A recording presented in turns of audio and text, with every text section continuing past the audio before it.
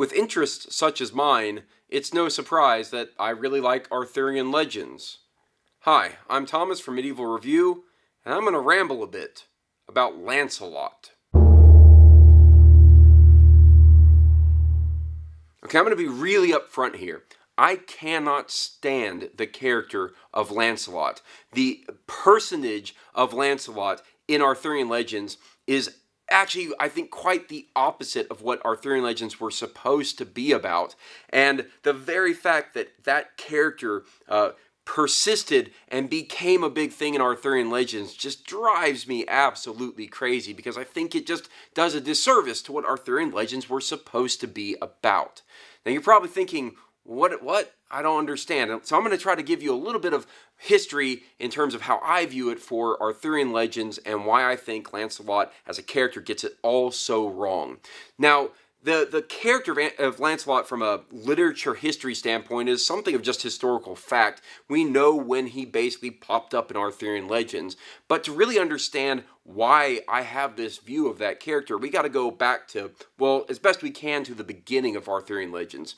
You see, Arthurian legends were not too dissimilar from kind of Norse stories, the way that the Norsemen, the Vikings as it were, told stories about their gods and great heroic moments. Arthurian legends were really no different. They were stories, whether or not they are based on actual historical characters, it will always be up for debate, but as characters, as stories, as fiction, as fantasy, these were stories that were told around campfires and next to a hearth, or just told for general entertainment or bolstering a cultural identity. And this was all done in the British Isles. So this Arthurian legend thing that began to form over hundreds of years of oral tradition really became something of the British cultural identity. And certainly it persisted well through the Middle Ages. But what ended up happening is that, they had been oral, so let's write them down. And when they got written down, originally it was by Geoffrey of Monmouth. So he was a monk, he wrote these things down. It was, I believe it was a roughly published work called The History of British Kings. And there was a Latin title for that I can't think of off the top of my head. And he wrote some of these stories down. I say some because it's hard to imagine he could actually write all of them down. And it's hard to know how much of what he wrote down was what he gleaned from the oral traditions and what he just kind of made up on his own. And that was actually one of the things about Arthurian legends is they were really open to anyone to create their own stories. However, the British style, the original form of Arthurian legends, were something that kind of spoke to the more regal and respectable and virtuous aspect of humanity. It was meant to show that men could be men and women could be worshipped, and that these groups of people could be something more than just violent, pig-headed, barbarous type individuals. And this is something of a juxtaposition to how maybe even the medieval person thought of themselves. But certainly it was meant to be put up on a pedestal and saying, this is what we want to be. This is no different than maybe what Star Wars taught the modern people about what it meant to be a human, what it meant to be a person, what was virtuous, what was good, and doing the right thing versus the wrong thing. Arthurian legends had that aspect to them. So as time progressed, you had them written down now, and at some point, Lancelot popped up. Now, where did he come from? Well, his first recorded kind of appearance in Arthurian literature came of, well, honestly, a very unexpected place. You see, it came from a Frenchman. So you have a French guy writing a character for what was traditionally always a very British kind of storytelling, a very British cultural identity. What could go wrong? So here we have Chrétien de Troyes. So he wrote down some Arthurian legends, and he wrote them in multiple different forms. Some of them he introduced Lancelot as was almost just like a side character, and eventually Lancelot became this kind of major character. And of course, in what I would call very good medieval French style, let's get some sex in there. Let's really mix things up. And so he introduces the story of Lancelot and Guinevere. So I think everyone knows the story. Lancelot and Guinevere fall in love, but Guinevere is married to the king, King Arthur, and so it's this adulterous affair, and it tears down Camelot, right? It ends up being something of a downfall. And all of this, well, is in really strong juxtaposition to what Arthurian legends were before Chrétien de Troyes got to that story. In fact, if you look back at the older stories, something like Gawain and the Green Knight, you'll actually have very, very similar events taking place where you have a woman in high standing who is married, but she falls in love, or she is lusting after the knight Gawain, and yet he does the right and virtuous thing, and he denies that. And he says, no, I will not fall into that trap. And yet, Gawain, who was one of the greatest knights of the original Arthurian legends, is now a side note, and here we have Lancelot. How is that right? Now, of course, the character of Lancelot and his playing into Arthurian legends never really became truly solidified until you had Thomas Malory writing his really, magnum opus here in Le Morte d'Arthur. But that piece was hundreds of years after all this other stuff happened. And the Arthurian legends had really begun to solidify, and the salaciousness of tales such as Lancelot and Guinevere really took hold and became a thing that people really liked. I would liken this to what I would like to lovingly call the Game of Thrones effect.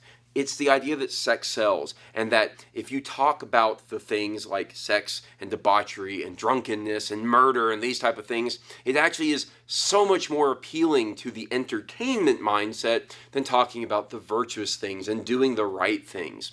And yet, the right things, the virtuous things, are what was trying to be expressed in Arthurian legends.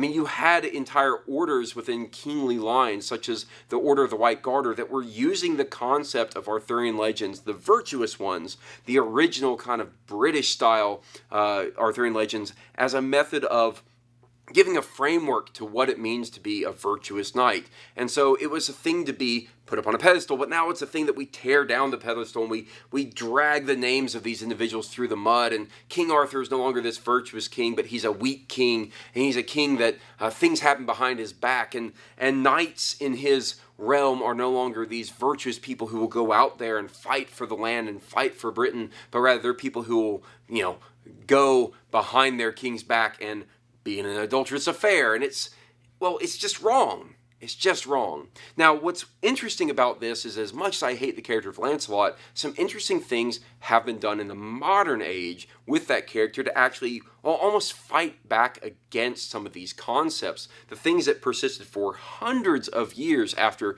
Thomas Malory's work. And you can see this in quite a few different movies. One would be like First Night. Now, that kind of infamous Sean Connery movie. It's Sean Connery and Richard Gere. Who makes fantasy Arthurian legends with them? But anyway, certainly Gawain and the Green Knight had Sean Connery in it, but I digress. But you have this story of Lancelot and Guinevere and King Arthur, and the way the story is told and the way it ends actually lends, something more of a virtuous aspect to it. It actually strips away the adulterous affair. It does keep it in there, but it strips away from being this kind of dull and unvirtuous act into this thing that, actually could come out as being a positive. When you look at the old made-for-TV miniseries called Merlin, they did the exact same kind of thing. They told the story of Lancelot and Guinevere, but they did so in a way that made King Arthur no longer a weak king, but truly a very strong king and a forgiving king. And again, pulling back into this virtuous concept. And in my opinion, the absolute greatest depiction of Lancelot is in the book series The Camelot Chronicles by Jack White. And I don't know if I've ever actually talked about the Camelot Chronicles on my channel before, but that's a crime. I should have. It's one of the single greatest Arthurian legend book series that has ever been written. I would highly suggest, highly recommend going and reading that series. It is something like 9 books long, and every book is worth it. They are absolutely fantastic. And I don't want to ruin what's essentially the last book in the series, but the way the character of Lancelot is handled in that strips away, again, the unvirtuous aspect and injects virtue back into the story. And it's funny how weird and cyclical these Arthurian legends became because, well, they started off so virtuous and they got torn down and dragged through the mud. And this character of Lancelot, who just absolutely infuriates me because I like the idea of virtuous people, and yet so much of Arthurian legends, in terms of how they get presented, become this very unvirtuous thing. But here we are in the modern age, and finally, people are actually trying to fix it. They're trying to retcon this entire concept of Lancelot. And even though we're stuck with that character, we can at least make it a little bit better and begin to repair the damaged reputation of King Arthur and the Knights of Camelot. And I think that's amazing. I think it needs to happen more. The only thing that needs to happen more than that is get rid of the character of Lancelot. Put Gawain back in there. Gawain was an awesome knight, and they always ignore him now. And how terrible is that? Yeah. Well, that's my rant on Lancelot. I don't know if you'll get anything from that, but man, I got that off my chest, and that's been a long time coming.